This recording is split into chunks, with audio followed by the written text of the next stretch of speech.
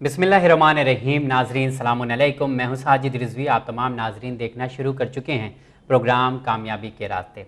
सपना एक ही देखें, मुश्किलें हज़ार आएंगी, लेकिन वो मंज़र बड़ा खूबसूरत होगा जब कामयाबी शोर मचाएगी। ऐसा ही कुछ हुआ 16 अक्टूबर को जब नीट का रिज़ल्ट आया। मेहनत करने वालों ने कामयाबी का झंडा गाड़ा और पूरी इंडिया ने देखा कि किस तरह से लोगों ने मेहनत किया और इतना बेहतरीन रिज़ल्ट लाकर दिखाया। हम बात करेंगे आज के एपिसोड में नीट एंट्रेंस एग्ज़ाम की कि किस तरह से लोगों ने मेहनत किया और कामयाबी आज उनके कदम चूम रही है।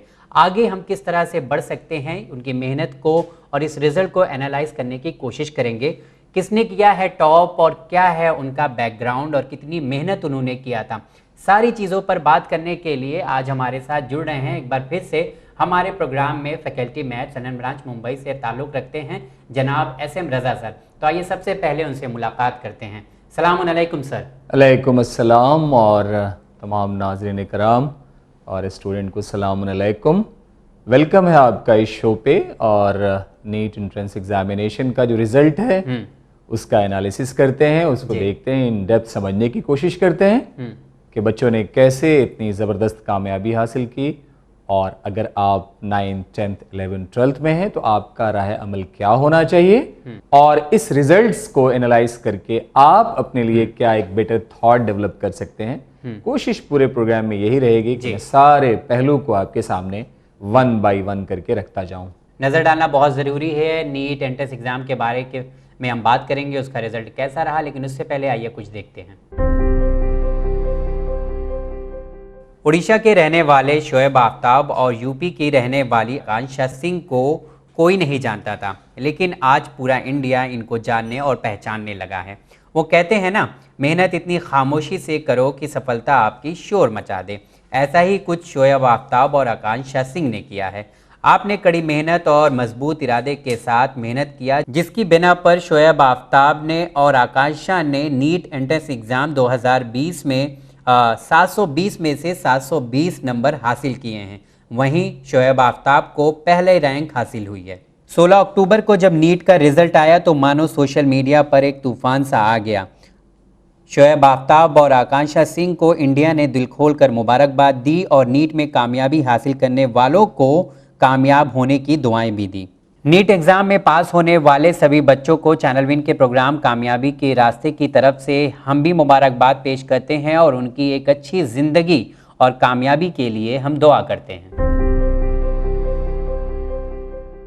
तो एजुकेशन और इल्मी मैदान में कड़ी नज़र रखते हैं जनाब SM रज़ा सर। हर सवाल का जवाब आपको देते हैं, आपको मोटिवेट करते हैं, हर रिज़ल्ट को बारीकियों से देखते हैं और जानने की कोशिश करते हैं कि किस तरह से बच्चों ने मेहनत किया है। सर, मैं आपसे जानना चाहूँगा, नीट एंट्रेंस एग्ज़ाम में शोएब आफ्ताब उड़ीसा के रहने वाले, जिस तरह से उनकी मेहनत ने लोगों के सामने अपनी कामयाबी का झंडा गाड़ा है, आज हम जानने की कोशिश करेंगे कि शोएब आफ्ताब ने किस तरह से कड़ी मेहनत की। साथ ही साथ हम लोग आकांक्षा सिंह के बारे में भी जानेंगे। तो मैं चाहता हूं कि आप पहले इस पर कुछ बोलें। इस रिज़ल्ट को आप इस बार कैसे देख रहे हैं?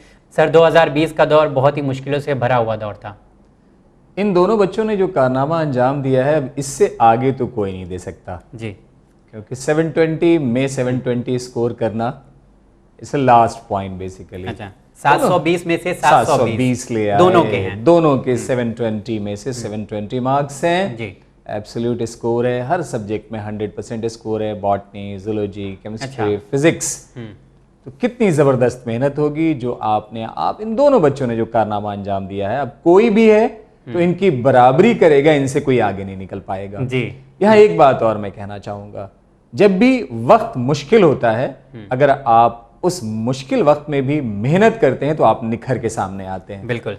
इतना ज़बरदस्त लॉकडाउन और सारी चीज़ें, बंदिशें, और उस पीरियड को इन बच्चों ने ग्रेस पीरियड के तौर पे इस्तेमाल किया। दो तरह के बच्चे हैं इस पीरियड को इस्तेमाल करने वाले। एक तो परेशानियों को देखते हुए अपने जहन को मुंतशिर करके, डिस्ट्रैक्ट करके इस टाइम को इस्तेमाल नहीं कर पाए, लेकिन कुछ बच्चे ऐसे भी थे जिनको लगा कि मुझे रियली आइसोलेशन मिला है, लोगों से अलग हट के, सेपरेट होके, कंसंट्रेशन के साथ पढ़ने का मौका मिला है।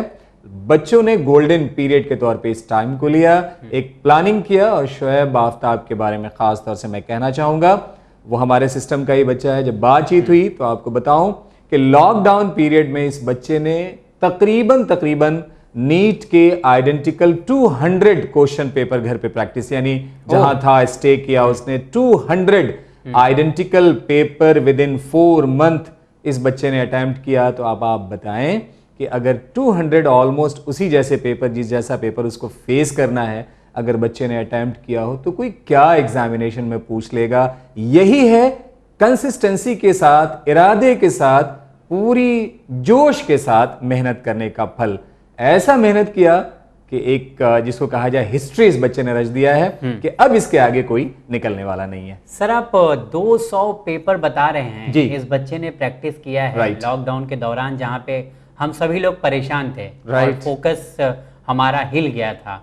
और कुछ बच्चे तो मतलब इस तरह से वीडियो भी आ रही थी कि बहुत परेशान है, कुछ इंतज़ाम नहीं है, लेकिन इस बच्चे ने जिस तरह से कामयाबी का झंडा गाड़ा है आज इंडिया में, जी। मतलब आप कह रहे हैं 200 पेपर, मतलब बहुत बड़ी बात है। क्योंकि हम क्या करते हैं, आप हमेशा बोलते हैं ना कि कम से कम प्रीवियस ईयर्स के पेपर ही आप प्रैक्टिस कर लें, Right. कम से कम 1-2 साल के कर लें। Right. पर 200 पेपर पैटर्न, मतलब मैं सही सवाल कर रहा हूँ या सही सुन रहा हूँ? यह मैं खुद बहुत करीब से जानता हूं क्योंकि एलन का बच्चा रहा है वो। और सारी चीजें जो उसने एकदम एनालिसिस, अब जैसे मान लिया पेपर किया और किसी पेपर को करने के बाद किसी चैप्टर के क्वेश्चंस अगर उससे नहीं हुए तो दोबारा फिर उस चैप्टर को रिवाइज कराना और टीचर से अपने डाउट्स वगैरह ऑनलाइन पूछना। तो एकदम एक प्लानिंग के साथ उस बच्चे ने मेहनत किया है और उसी मेहनत का ये रिजल्ट है।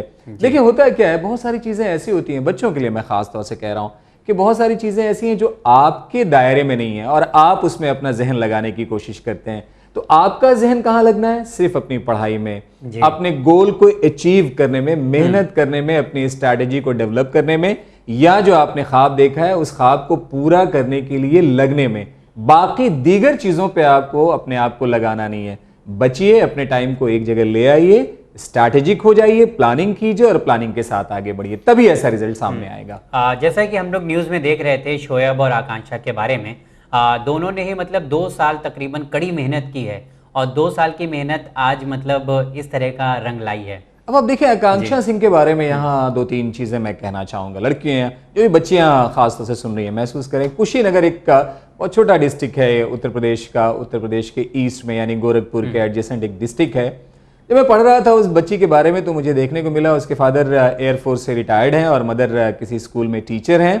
और वो बच्ची तकरीबन 9th-10th में 60 किलोमीटर का सफर तय करके स्कूलिंग उस बच्चे ने किया है। अब आप महसूस करें, कहाँ 60 किलोमीटर का एक सफर, 9th and 10th स्कूल जाना, इतनी दूर और अपनी पढ़ाई करना और उसके बाद 2 साल नीट के लिए बड़ी जबरदस्त मेहनत करना और उसी मेहनत का नतीजा है 720 आउट ऑफ 720, जो इससे ज्यादा आज के बाद कोई स्कोर नहीं कर सकता। तो इन बच्चों ने, जैसे कहा जाता है, माउंट एवरेस्ट पे जाके झंडा गाड़ देना, अब उससे कोई ऊंचाई पे नहीं जा सकता। उसी तरह का इन दोनों बच्चों ने काम किया है। नीट में जो इन्होंने हिस्ट्री लिख दिया है, अब इनके आगे कोई जाने वाला नहीं है, बशर्ते कि अगर नीट का पेपर पैटर्न चेंज नहीं हो तो। अगर 720 मार्क्स का पेपर होगा तो 720 एब्सोल्यूट इन दोनों बच्चों ने स्कोर किया है। रोल मॉडल के तौर पे ये दोनों बच्चे उभर के निकले हैं तमाम उन बच्चों के लिए जो बच्चे 9th, 10th, 11th, 12th में हैं। आप देखें, यही बच्चे आपके लिए रोल मॉडल हैं। इनकी पूरी हिस्ट्री आप देखें, कैसे इन्होंने तैयारी की उसको देखें और उससे अपने आप को इंस्पायर करने की कोशिश करें। एक बहुत अच्छा सवाल मैं यहाँ पे करना चाहूँगा कि यहाँ पर आप हमारी यूथ से वक्त की कीमत को समझें, इसके बारे में आप क्या कहना चाहेंगे? क्योंकि वक्त इतनी तेज़ी से जा रहा है और पढ़ाई 1-2 साल और 3 साल जो होती है एंट्रेंस एग्ज़ाम की, उसमें कड़ी मेहनत करें। अब यहाँ पे क्या कहेंगे आप उनसे? देखिए, जैसे मैंने पहले जो बात साजिद साहब ने रखी और उसका जवाब जो मैंने दिया वो ये है कि 2 तरह के बच्चे हैं जो इस पीरियड को ग्रेस पीरियड मान के एक स्ट्रैटेजी के तहत यूज़ कर रहे हैं, और कुछ बच्चे, जाहिर सी बात है, दुनिया डिस्टर्ब चल रही है, माहौल थोड़ा डिस्टर्ब चल रहा है, उनका जहन उस तरफ है और वो डिस्ट्रैक्शन का शिकार है। जिनकी मजबूरी है बहुत, उनकी बात अलग है, हम उनकी नहीं कर रहे हैं।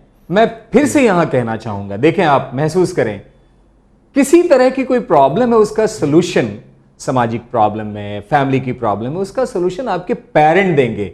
आप उसको सॉल्व नहीं कर सकते तो आपको अपना टाइम वेस्ट नहीं करना है। आपको सिर्फ, आपकी जिम्मेदारी क्या है, अगर आप चाहते हैं कि अपनी फैमिली की मदद करें तो आप पढ़ें लिखें और जो टारगेट आपको दिया गया वो अचीव करें। दीगर कामों को छोड़ दें, दीगर काम में आपकी मदाखलत की जरूरत नहीं है। जब तक आपका एजुकेशन का सिलसिला चल रहा है, पढ़ाई लिखाई का। तो अगर मैं किसी चीज के लिए, कोई ऐसी चीज जो मेरे पेरेंट की जिम्मेदारी है, अगर उसके लिए मैं परेशान होता हूं तो इसका मतलब मैं अपना टाइम वेस्ट कर रहा हूं, अपने जहन को डिस्ट्रीब्यूट करने की कोशिश कर रहा हूं, डिस्टर्ब कर रहा हूं। आपका काम सिर्फ क्या है, जो पेरेंट ने आपको हदफ दिया है, जब पेरेंट चाहते हो इन्वॉल्वमेंट तभी करें, राइट, फालतू का टेंशन लेने की जरूरत नहीं। कोई भी पेरेंट ऐसा नहीं चाहता है कि जिसमें आपके इन्वॉल्वमेंट की जरूरत नहीं है। कोई भी पेरेंट नहीं चाहेगा कि आप इन्वॉल्व हो। आपका सिर्फ काम यह है, मैंने तो देखा है कभी ऐसा नहीं होता है, रेयर अगर कहीं हो तो हो, अदरवाइज ऐसा होता नहीं कि आप पढ़ाई करें सिंसियरिटी से और कोई आपको ये कहता हुआ मिले कि किताब बंद करो और फलां काम के लिए चला जाओ, फलां काम के लिए। कभी भी ऐसा नहीं होता है। मैंने तो ये देखा है कि पेरेंट बहुत सारे काम जो आपके हैं वो बजाते खुद करने की कोशिश करते हैं अगर आप पढ़ाई लिखाई करते हैं तो सिंसियरिटी से टाइम टेबल आप मेंटेन करें। बात आई थी कि कैसे, जैसे साजिद साहब ने कहा वक्त का इस्तेमाल कैसे करें। हमेशा याद रखें जो टाइम आपको मिला है वो जिंदगी में अपने आप में यूनिक टाइम है। फॉर एग्जाम्पल, जैसे साजिद साहब ने 16 अक्टूबर की बात की, महसूस करें 16 अक्टूबर 2020 आपकी जिंदगी में एक बार आके चला गया, वो कभी दोबारा आने वाला नहीं है। तो कोई भी ऐसा वक्त, कोई भी ऐसी चीज जिसको आप दोबारा हासिल नहीं कर सकते, जब वो लॉस्ट होता है, प्रोडक्टिविटी उसमें नहीं आपको दिखती है, तो आपको वहां पे जरूर सोचना चाहिए कि मैंने ऐसी चीज लॉस कर दिया जिसको दोबारा मैं पा नहीं सकता। तो टाइम को प्रॉपरली समझना है, स्ट्रैटेजी डेवलप करना है और एक बात ध्यान रखना है, कंपटीशन का मतलब ही ये होता है कि दूसरों के रिस्पेक्ट में आपको प्रूव करना है कि आप बेस्ट हैं, यानी दूसरों से अच्छा आपको टाइम मैनेजमेंट करना है, टाइम को प्रॉपरली यूज करना है। जी, बहुत खूब आपने बताया हमारे व्यूवर्स को, खासकर हमारे बच्चों को। अब यहाँ पे एक बेसिक सा सवाल मैं करना चाहूँगा। 720 मार्क्स जो है शोएब आफ्ताब का भी आया है और 720 मार्क्स जो है आकांक्षा सिंह का भी आया है। तो एनटीए का ऐसा क्या पैरामीटर था कि जहाँ पे दोनों ने टाई किया है, दोनों में टाई हो गया है, 720 दोनों के नंबर आए हैं, पर वहाँ पे शोएब आफ्ताब को जो है फर्स्ट रैंक हासिल होती है। ये कैसे हुआ, क्या इसका पैरामीटर है? बहुत अच्छा सवाल, और दीगर बच्चों के लिए भी और पेरेंट्स के लिए भी आपने ये सवाल किया।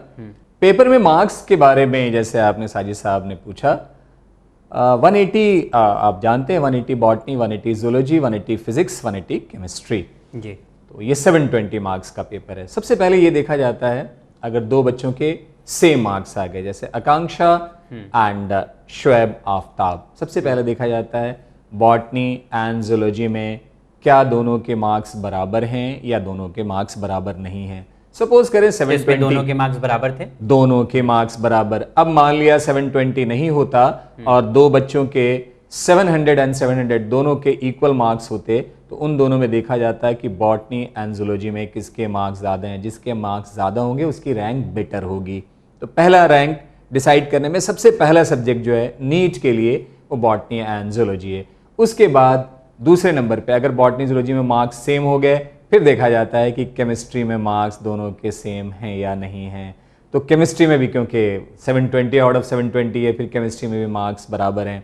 उसके बाद फिर फिजिक्स की बारी आती है, वहां भी अगर मार्क्स बराबर हो गए तो देखा जाता है कि दोनों की एज, यहां महसूस करें दोनों की एज, और दोनों की एज में जो बच्चा बड़ा होगा उसकी रैंक बेटर मानी जाती है। तो यहाँ शोएब आफ्ताब की जो एज है वो आकांक्षा से थोड़ी ज्यादा है, यानी आइदर 10 दिन या 2 महीने 3 महीने वो थोड़ी ज्यादा है। इसकी वजह से शोएब आफ्ताब को रैंक 1 प्रोवाइड किया गया है और आकांक्षा सिंह रैंक 2 हैं।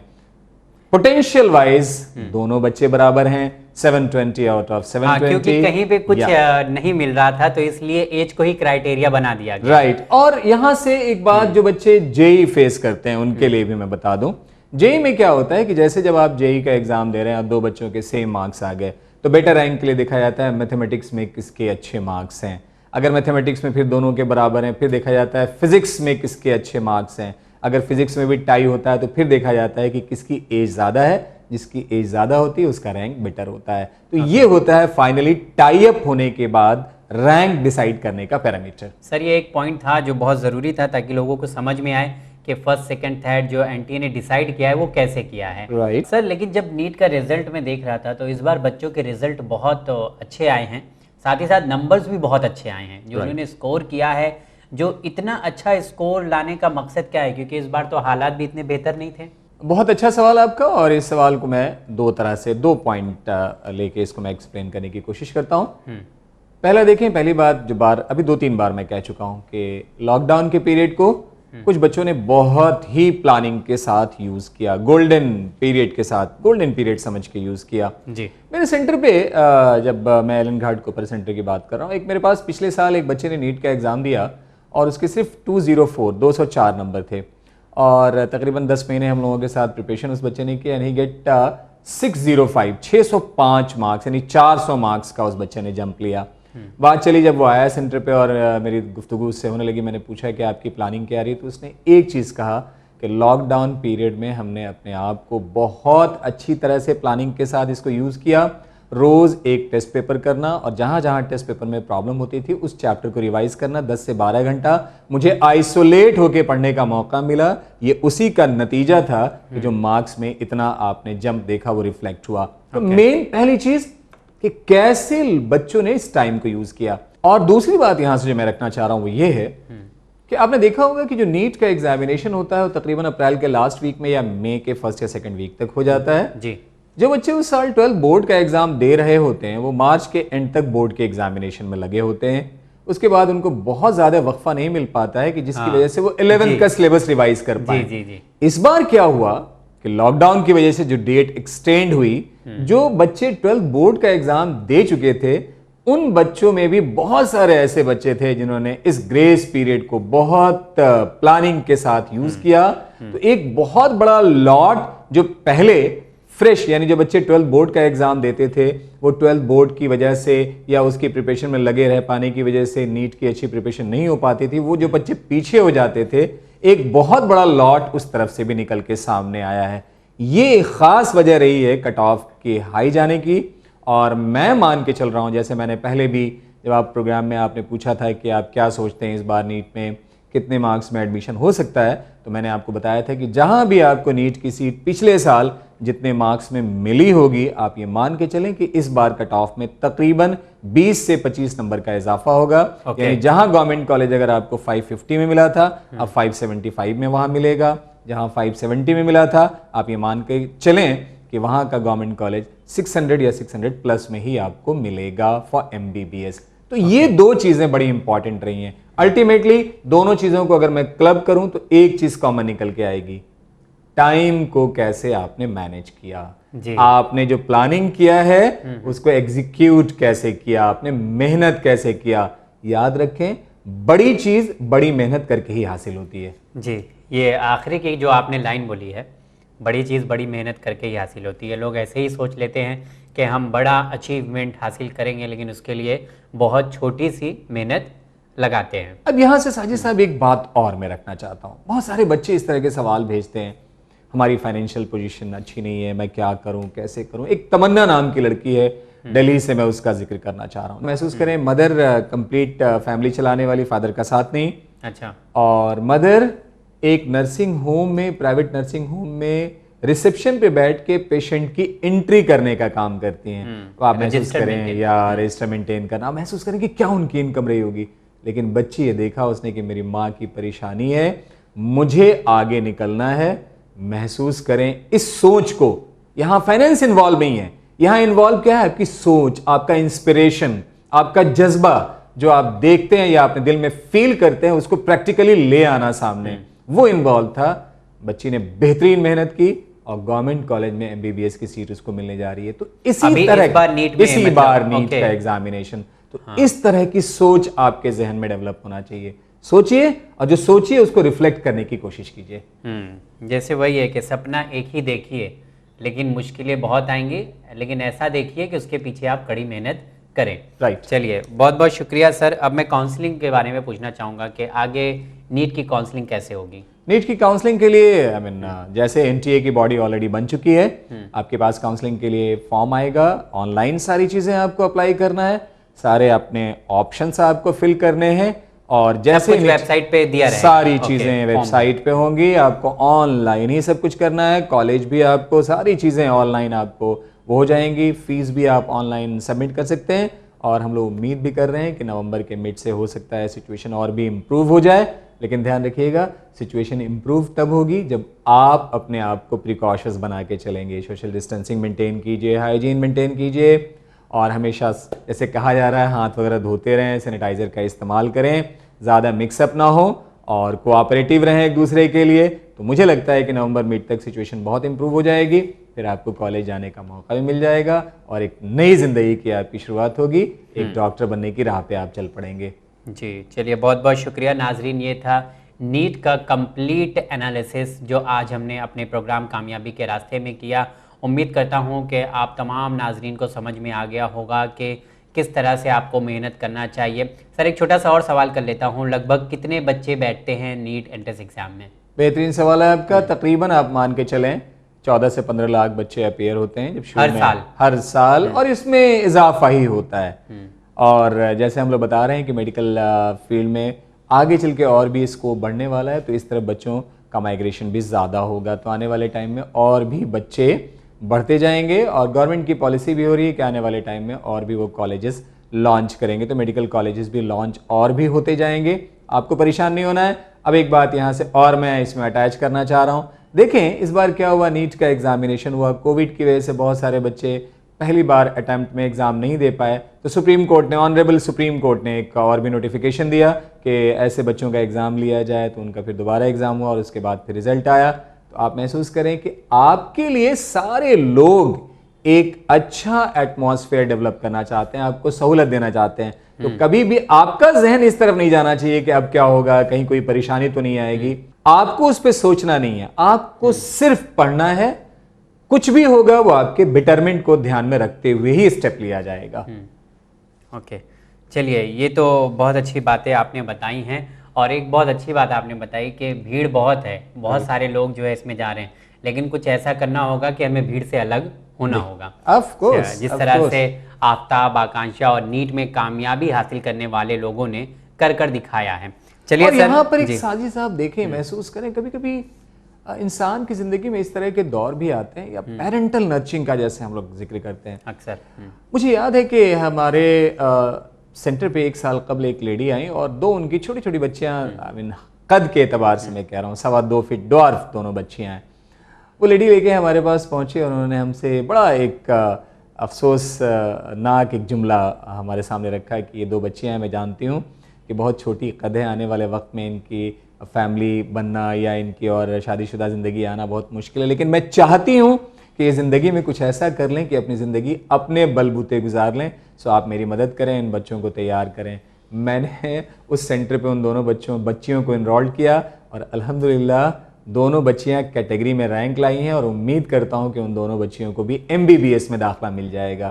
तो माएँ, यही मैं कह रहा हूं कि प्लानिंग करें, पेरेंट प्लानिंग करें। ध्यान रखें, अगर आप प्लानिंग करके अपने बच्चे के साथ मजबूती से खड़े हो गए तो आपका बच्चा कामयाब होगा, क्योंकि पोटेंशियल आज की जनरेशन में बहुत है।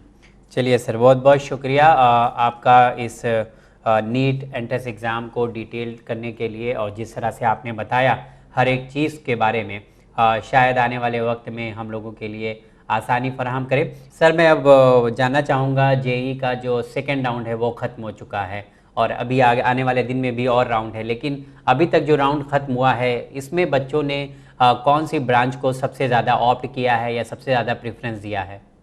बहुत बेहतरीन सवाल साजिद साहब आप प्रोग्राम में पेश करते हैं ताकि पेरेंट्स को भी एनालिसिस करने में आसानी हो। जोसा का सेकेंड राउंड ऑलरेडी ख़त्म हो चुका काउंसलिंग का, थर्ड राउंड शुरू होने वाला है। याद रखेंगे इस बार 6 राउंड ही होगा जेई में। जो 2 राउंड हुए हैं इसमें ज़्यादातर बच्चों में आप देखेंगे टॉप 1000 की अगर मैं बात करूं तो ज़्यादातर बच्चों की चॉइस कंप्यूटर साइंस और उसके बाद मैथमेटिकल साइंसेस की तरफ बच्चों का रुझान बढ़ा है। मैथमेटिक्स इन कंप्यूटिंग इसकी तरफ रुझान बढ़ा है। डाटा साइंसेस की तरफ बच्चों का रुझान बढ़ रहा है, क्योंकि वक्त बदल रहा है। देखें बात यही होती है कि आज से 5 साल 6 साल के बाद मार्केट में किस कोर्स का डिमांड ज़्यादा होगा, ये देखते हुए आपको डिसीजन लेना है। आप देखें कि आपको आगे 4 साल आने के बाद दुनिया किस करवट जाने वाली है। डाटा साइंसेस का बहुत अच्छा इस्तेमाल होने वाला है आने वाले टाइम में। आर्टिफिशियल इंटेलिजेंस का बहुत ज़्यादा यूज़ होने वाला है। मैथमेटिक्स इन कंप्यूटिंग का बहुत ज़्यादा यूज़ होने वाला है। तो इस वजह से इस ब्रांच की तरफ ज़्यादातर बच्चों ने अपना सीट, अपनी प्रायोरिटी जो है वो शो की है। आईआईटी मुंबई सबसे ज़्यादा बच्चों की चॉइस रही है, उसके जस्ट बाद आईआईटी दिल्ली रहा है, देन उसके बाद IIT Kanpur, IIT Chennai, then IIT Kharagpur, ऐसे सीक्वेंसिंग हुई है। मैक्सिमम बच्चों ने जस्ट आईआईटी मुंबई ऑप्ट किया, उसके बाद आईआईटी दिल्ली, यानी ऑलमोस्ट तकरीबन 1000 में मोर देन 50% बच्चे जो आईआईटी मुंबई और आईआईटी दिल्ली मिला करके उनकी चॉइस बनी है कंप्यूटर साइंस, मैथमेटिकल साइंसेज की तरफ। तो ये इस बार का एक बच्चों का ट्रेंड रहा है। तो आप भी, जब भी आप जो 11th 12th में बच्चे हैं, जो 10th में हैं, अगर आपको कोई स्ट्रीम लेनी है तो आप ज़रूर सलाह मशवरा करें, लोगों से पूछें कि 4 साल के बाद किस स्ट्रीम में क्या स्कोप आने वाला है और उस स्ट्रीम में आपको पढ़ना क्या है, क्या उस टॉपिक में आपका इंटरेस्ट है भी या नहीं है। नहीं है। ओके, चलिए सर, बहुत बहुत शुक्रिया। ओके सर, अब हम सोच रहे हैं कि थोड़ा सा हम बात कर लेते हैं सर सैयद अहमद ख़ान के बारे में। उनकी ज़िंदगी के बारे में आप बताइए, क्योंकि हाल ही में उनकी बर्थडे का सेलिब्रेट किया गया था, और जिस तरह से सर सैयद अहमद ख़ान के बारे में हम लोग सुनते हैं कि लोग देखते ज़रूर हैं, लेकिन बहुत कम ऐसे लोग हैं जो दूर तक देखते हैं।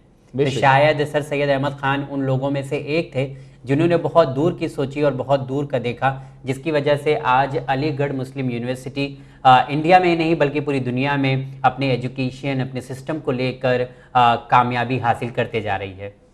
बेशक इस्लाम में सबसे पहले इक़रा ही है, तो इक़रा को समझा उन्होंने, बस मैं यही कहता हूँ।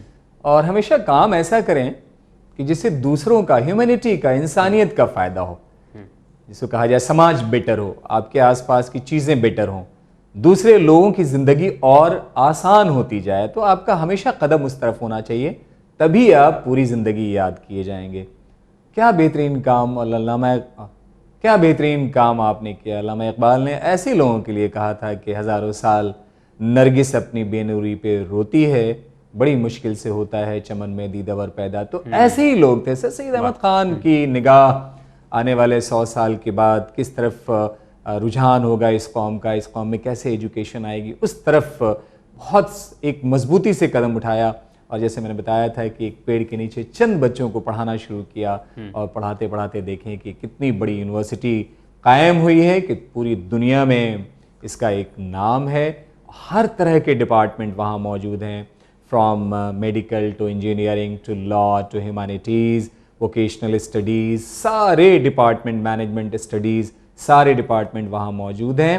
किसी भी तरह का कोर्स अगर आप ऑप्ट करना चाहते हैं तो अलीगढ़ मुस्लिम यूनिवर्सिटी आपके लिए बेस्ट डेस्टिनेशन हो सकती है। बहुत सस्ती फ़ीस वहाँ की होती है।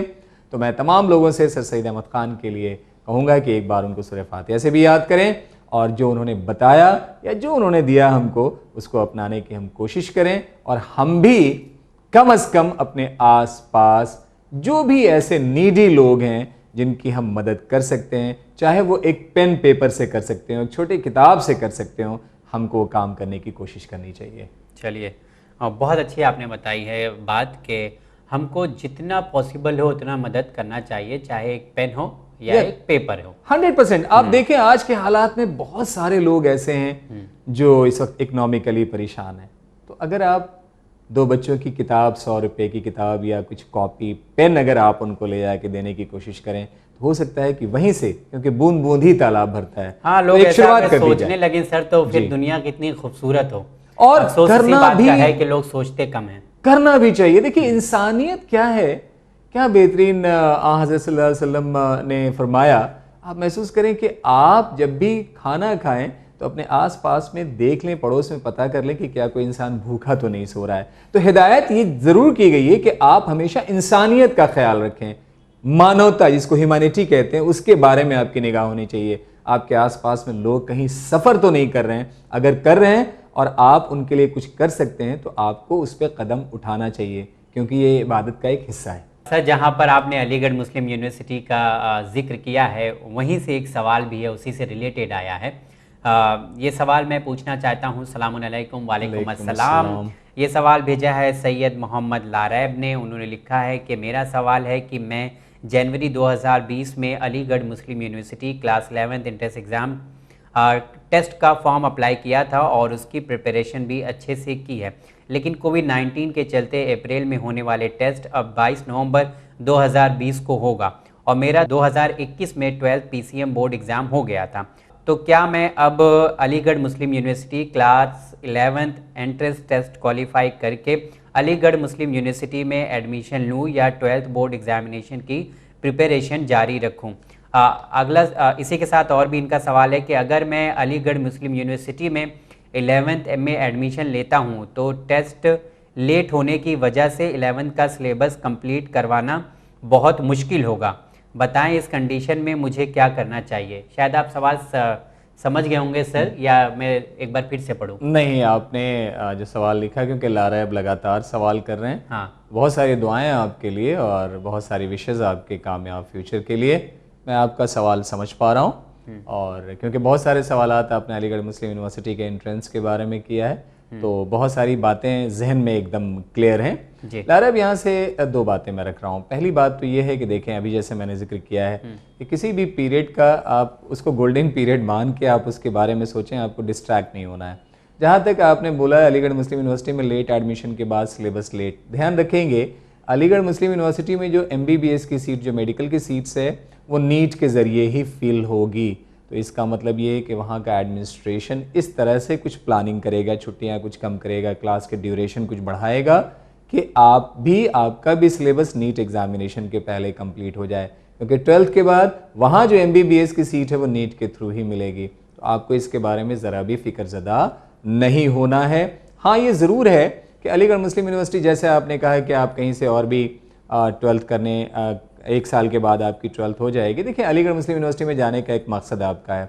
वहाँ पे ये है कि जब आप एडमिशन ले लेते हैं तो MBBS की सीट होती है या जो इंजीनियरिंग में वहाँ पे इंटरनल का रिजर्वेशन होता है, उसका आपको डेफिनेटली फ़ायदा मिलेगा। तो आप अपने जहन को क्लियर करें कि क्या वहाँ इंटरनल बन के वहाँ के रिजर्वेशन का फ़ायदा लेना चाहते हैं। अगर हाँ, तो फिर आप अलीगढ़ मुस्लिम यूनिवर्सिटी से ही आप आगे बढ़ें, एंट्रेंस को दें 22 नवंबर को और अच्छी तरह से क्वालिफाई करके एडमिशन लें। और अगर ये नहीं है तो फिर जो आपने रास्ता लिया है वो भी एक बेस्ट रास्ता हो सकता है।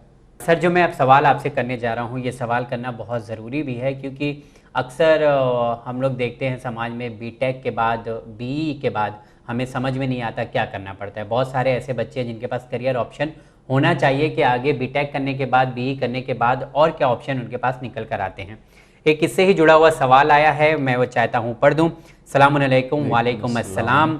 Very informative episode by a great intellectual. Thank you. Thank you very much. I have completed my BE in Mechanical Engineering from Bangalore.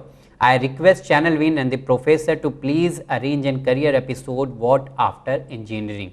It would be great if it is especially on mechanical.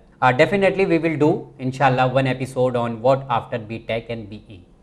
बहुत बहुत शुक्रिया आपका, और बहुत अच्छे point की तरफ आपने इशारा किया है, और एकदम इस पे प्रोग्राम होना चाहिए, और इंशाल्लाह हम लोग इस पे एक प्रोग्राम भी करेंगे और जल्दी ही प्रोग्राम करेंगे। बहुत अच्छी बात आपने रखी कि बीटेक करने के बाद आगे क्या हमें एमटेक करना चाहिए, अगर एमटेक नहीं तो क्या हमें एमबीए करना चाहिए, अगर नहीं तो जॉब में अगर जाना है तो क्या रास्ते हो सकते हैं, क्या मुझे गेट या PSUs देना है तो कैसे देना है, या जितने सारे सेंट्रल गवर्नमेंट के ऑर्गेनाइजेशंस हैं वहाँ पे अगर जॉब लेनी है तो कैसे लेनी है, क्या मैं एयरफोर्स में पायलट बनने के लिए अगर मेरे पास बीटेक है तो हमारी एंट्री कैसे होगी।